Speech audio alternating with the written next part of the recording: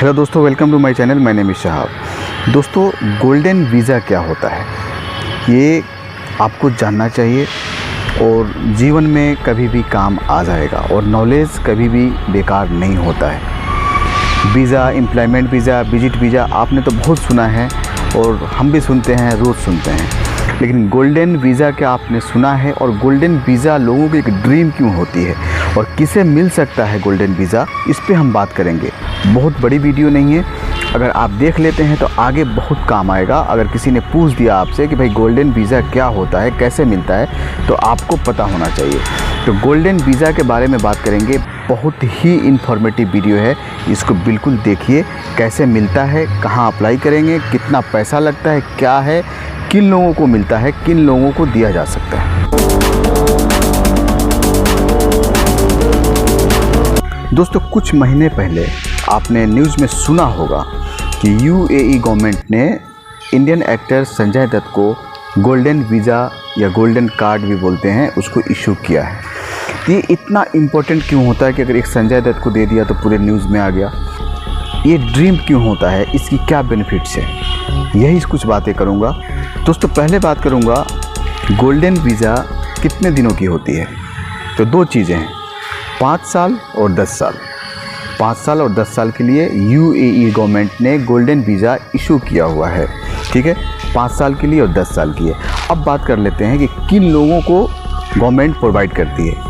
क्या ऐसे आम लोग, आप, मैं, सब, एक जो नॉर्मल एक जो लोग हैं जो काम करने के लिए जाते हैं, उनको दिया जाए या ना दिया जाए, इसका डिसाइड कौन करता है और क्या उसके कुछ शर्त हैं और क्या उसकी कुछ प्रोसेस है, आते हैं इस पे बात करते हैं। दोस्तों, पहले बात करते हैं 5 साल की गोल्डन वीज़ा को, ये किन लोगों को दिया जा सकता है। तो ऐसे कह सकते हैं कि किसी भी कंट्री के, किसी भी देश के एक सम्मानित व्यक्ति, ऐसे लोग जो जैसे एक्टर हैं, बिजनेसमैन हैं, स्टूडेंट हैं, वो भी स्टूडेंट कौन, जो साइंटिस्ट लेवल पे हैं, किसी शोध के विषय में, किसी रिसर्च सेंटर में, किसी साइंटिस्ट के अंडर में या किसी साइंटिस्ट रिसर्च सेंटर के अंदर में काम कर रहे हैं या एज ए स्टूडेंट पढ़ाई कर रहे हैं, तो इन लोगों को दिया जाना होता है। या यूँ कह सकते हैं कि जो बड़े इन्वेस्टर्स हैं, जो बिजनेसमैन हैं, जो वहाँ जाकर निवेश करना जानते हैं या निवेश करने जा रहे हैं, बिजनेस करने जा रहे हैं, उनको भी ये वीज़ा इशू किया जाता है।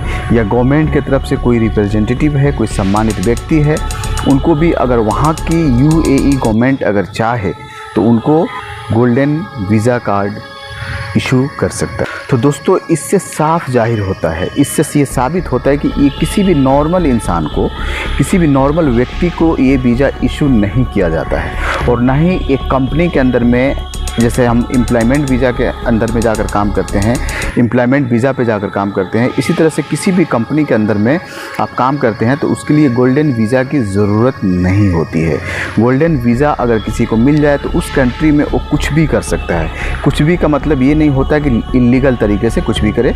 जो वहाँ की सरकार की जो कानून है, वहाँ की जो कानून व्यवस्था है, उस कानून व्यवस्था के अंदर रह कर ही उसी के दायरे में अंदर में लीगल तरीके से कोई भी काम कर सकता है, चाहे वो स्टडी हो, बिजनेस हो या किसी भी तरह का कोई काम हो।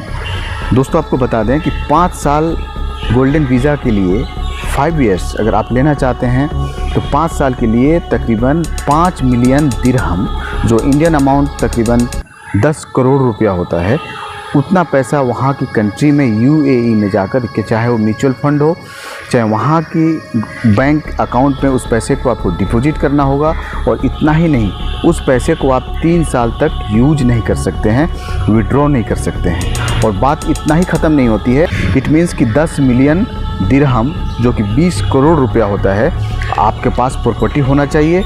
10 करोड़ रुपया आपके पास घर है, ज़मीन है, गाड़ी है, बंगला है, बैंक बैलेंस है, ये होना चाहिए। और 10 करोड़ रुपया यूएई के अंदर में जाकर के आपको डिपॉजिट करना होगा, वहाँ की सरकार के पास रख देना होगा। और इतना ही नहीं, 3 साल तक उस पैसे को आप यूज़ नहीं कर सकते हैं, ठीक है।